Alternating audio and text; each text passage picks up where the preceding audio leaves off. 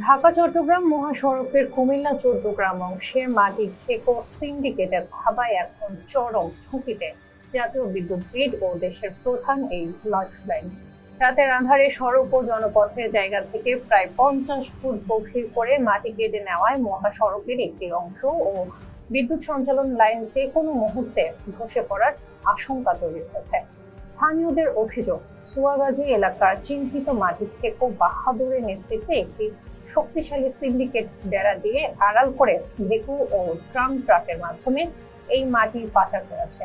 এর ফলে পল্লী বিদ্যুতের 33,000 ভোল্টেজের 5টি খুঁটি ও জাতীয় পাওয়ার গ্রিডের একটি প্রধান টাওয়ার মারাত্মক হুমকিতে পড়েছে।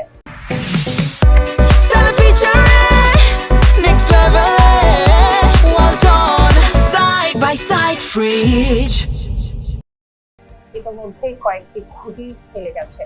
এই চরম খামখেয়ালিপনার বিরুদ্ধে সড়ক ও জনপথ, পল্লী বিদ্যুৎ এবং পাওয়ার গ্রিড কর্তৃপক্ষ থানায় লিখিত অভিযোগ ও মামলা দায়েরের প্রস্তুতি নিয়েছে। তবে পুলিশ ও প্রকৌশলীদের মধ্যে আইনি জটিলতা এবং দোষীদের নাম অন্তর্ভুক্তি নিয়ে টানাপোড়েনে এখনো মূল অভিযুক্তরা ধরাছোঁয়ার বাইরে। উজিরপুর ইউনিয়ন পরিষদের ভারপ্রাপ্ত চেয়ারম্যান আব্দুল হাই অভিযোগ করে বলেন, উজিরপুর ইউনিয়নের মাটি কাটা প্রতিরোধ কমিটি থাকলেও তা শুধু কাগজে কলমে সীমাবদ্ধ। যাদের প্রতিরোধ করার কথা তারাই এটা প্রশ্রয় দিয়েছে। এ বিষয়ে অভিযুক্ত বাহাদুরের মুঠোফোনে কল দিলে রাসেল নামে এক ব্যক্তি নিজেকে বাহাদুরের বড় ভাই পরিচয় দিয়ে বলেন তারা মাটি কাটেননি, কিন্তু মহাসড়ক থেকে 300 ফিট দূরে ব্যক্তি মালিকানার জায়গার মাটি ক্রয় করে তা অন্যত্র বিক্রি করেছেন। ছিলাম আহমেদ, সংবাদের জন্য ধন্যবাদ।